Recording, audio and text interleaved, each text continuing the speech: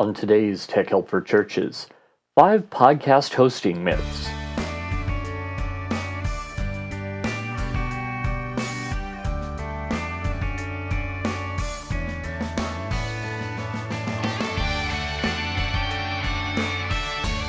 Hi, and welcome again to Tech Help for Churches. This is the show where every week, or less recently, but hopefully more coming up, we talk about new media, social media, just using the internet for your church.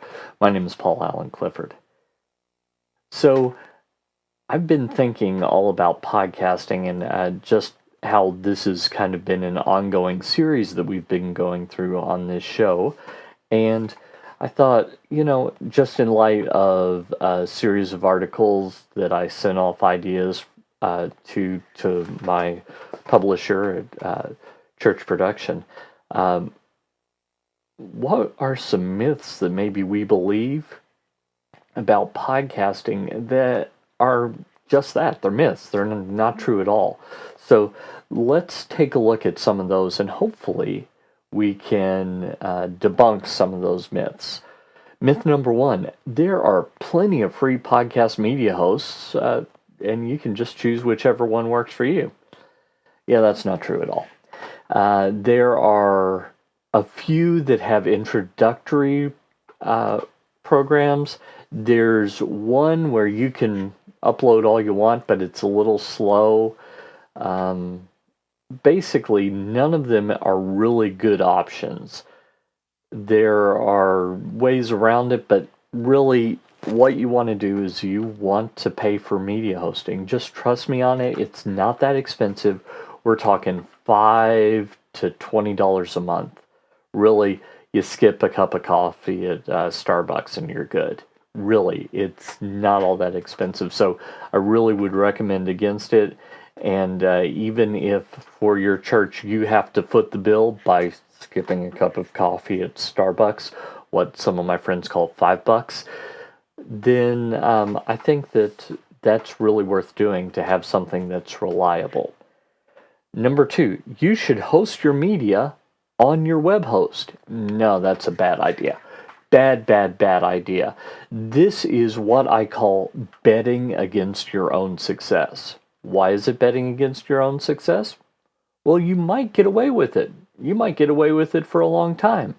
But what happens if you have your podcast media hosted on your church website, and then all of a sudden, let's say you're talking about a hot button issue and you get a bunch of downloads. Let's say you have a guest speaker in, and as a result of putting that person's name on the podcast, you get a bunch of downloads. The best thing that can happen, generally speaking, is your website gets shut down completely. That's the best thing that can happen. Often, it gets worse from there. Your website doesn't get shut down. No, instead you get a huge bill, because while they said unlimited, that was an unlimited with an asterisk. So not actually unlimited, more like unlimited-ish. Kind of unlimited. Kinda, sorta, yeah, no, not unlimited at all. I don't even know why they're allowed to use the word unlimited with web hosting, but for some reason it's allowed. So don't host your podcast media on your website. Trust me on this. Some people even have trouble hosting their RSS feeds, which are minuscule by comparison, on their website. So just do me a favor, steer clear of that. The next thing, you can podcast by uploading to YouTube. Nope. Now, if you want to also upload your podcast to YouTube, that's fine. Some people advise that you put up your album artwork and then you just put the audio to your podcast. I'd recommend against that, because while you'll get a lot of hits, you'll also get a very short amount of time before people go, wait, this picture's not so much changing. I don't think I want to watch this. And so the time of watching for your video will go down remarkably. Next myth. Oh yeah, and I should also say that YouTube isn't designed to let you download the media, it's for streaming, so you can't really just put a download link from YouTube in your RSS feed. And without being able to download the media through an RSS feed, it ain't a podcast. So don't fool yourself. Next, all podcast hosts are created equally. No. Some re-encode your media. Some change the name of your media. Some just change things about it willy-nilly. There's one that in the podcasting community, amongst well-known, well-established podcasting experts, I'm not including myself in this, by the way. I'm talking about people I listen to and I learn from. They just tell about a time where all of a sudden a particular podcast host that some people are claiming is the best thing ever, SoundCloud, is just changed where their download location was. So therefore, as a result, if you'd hosted your media with this web host SoundCloud, then you would have a problem where you could no longer download your media from its original location on SoundCloud, wherever that was. So I just really recommend against it. Look for someone with a track record. Look for someone that's not going to change your files. Look for someone that isn't going to make you delete old files at the end of the day. Which brings us to the last podcast media hosting myth, which is it's okay to download your podcast, to delete your podcast media after a month or two. I wouldn't recommend it. Do you know why? A lot of podcast listeners, and my wife is a perfect example of this. I'm pointing this way because that's the direction of our bedroom in the house. I'm, in my home office here. And my wife and a lot, I've had people tell this to me, that they'll discover a podcast and then they will download the entire back catalog of it.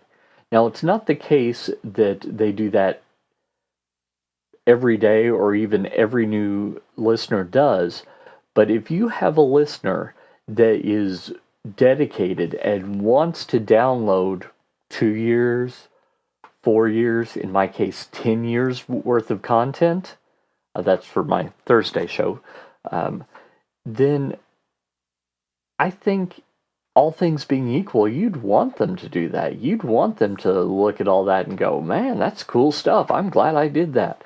As opposed to, oh, well, I got 2 months worth of content, but it says he's been doing this since 2007. That doesn't make any sense. No. What you want is you want your entire back catalog available, unless it's something that's very time related. Maybe it's current events, something like that. But still, think about it. Newspapers provide a morgue where you can go get back issues. Magazines, you can order back issues.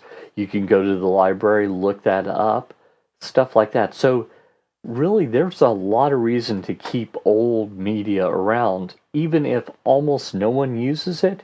Occasionally, you'll have people that do, and they're very appreciative when they do. So, what podcast hosting myths do you believe? Next time, we'll look at iTunes podcasting myths, but I just want you to consider what myths you believe, put them in the comments below, and we'll discuss them. Until next time, this is Paul Allen Clifford with TrinityDigitalMedia.com.